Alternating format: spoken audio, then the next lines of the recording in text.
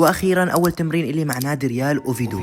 مبدئيا يا جماعة اللي ما بيعرف أنا حمزة، عمري 18 سنة. بشهر 12 السنة الماضية، يعني تقريبا من 9 أشهر، قررت إني أترك كرة القدم وتركتها نهائيا. وهذا كان أول تمرين إلي بعد 9 أشهر بدون ما ألمس كرة. صراحة كنت كتير متحمس وحاسس بالفخر. مبدئيا فقت الساعة 8:30 ولبست لبس النادي. بعدها طلعت من السكن ورحت على مكان الإفطار مشان أفطر. شوفوا طريقة الدخول على المطبخ بالنادي، صراحة جدا جميلة. والفطور كان عبارة عن كورن فليكس وكيوي وعصير. وبعدها جهزت أغراضي ونزلت استنى الباص تبع الفريق. الكل عم يحكي لي كيف التواصل وكيف فينا نعمل اللي انت عم تعمله. يا جماعه كلكم فيكم تعملوا نفس الشيء، فالشيء اللي انا عم بعمله اسمه اسبوع تجارب اداء ومعايشه وتدريب. يعني بتجرب تعيش اسبوع كامل او اسبوعين او شهر على حسب المده اللي بدك اياها كلاعب كره قدم. وطبعا اذا ادائك جيد النادي بيختارك وبياخذك. هذا الشيء بشرح عنه اكثر بالمقاطع الثانيه مع مدربين ريال اوفيدو. رح نسال مدربين ريال اوفيدو كيف بيختاروا اللاعبين. اول شيء اجتمعنا مع المدرب وعرفنا عن نفسه، وبعدها بدانا بالجري مشان نحمي، وبعدها بدانا بالاحماء. والطريقه بالاحماء هون غير طريقه هولندا. وبعدها تمرنا شوي على الباصات والاستلامات وهيك. والمدربين جدا صارمين يا جماعه، واذا عندك خطا فورا بيحاولوا يصلحوا لك اياه. بعدها يا جماعه لعبنا شوي بمساحه ضيقه، وبعدين لعبنا مباراه صغيره كمان بمساحه ضيقه، وخبرونا انه ثاني يوم عندنا مباراه. فما بعرف هل رح كون اساسي ام رح كون دكه، فاستنوا المقطع الجاي لنشوف ضد مين رح نلعب وهل رح كون اساسي.